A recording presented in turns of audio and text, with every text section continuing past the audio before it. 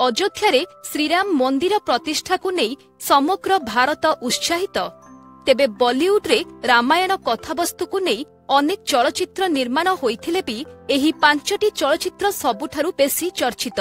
संपूर्ण रामायण एही चलचित्रर निर्देशना देइथिले बाबूभाई मिस्त्री। एहा हेउछि रामायणर एक संपूर्ण आदर्श। एही चलचित्रटी बड़ परदारे पूरा रामायण को देखाए। 1961 मसीहारे मुक्तिलाभ करिथिबा एही चलचित्ररे महिपाल राम भूमिकारे अभिनय करिथिबा बेले अनिता गुहा सीता भूमिकारे अभिनय करिथिले। एथिरे हेलेन सुर्पनखा और ललिता पावार मंथरा भूमिकारे थिले। लवकुश 1997 मसीहारे आसीथिबा एही फिल्म रे जितेंद्र राम भूमिकारे अभिनय करिथिबा बेले अरुण गोभिल लक्ष्मण भूमिकारे आसीथिले। एही चलचित्रर निर्देशना देइथिले मधुसूदन राव। श्रीराम भक्त हनुमान एही चलचित्रटी 1948 रे मुक्तिलाभ करिथिला। होमी वारिया एहार निर्देशना देइथिले।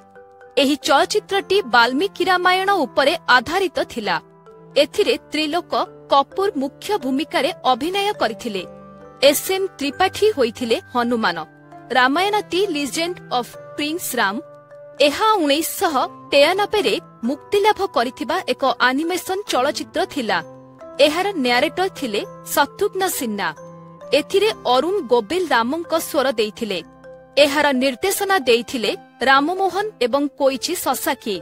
रांकी जन्मभूमि एही चलचित्ररे राम जन्मभूमि विवाद उपरे सामाजिक और राजनैतिक दृष्टिकोण दर्शा जाइछि।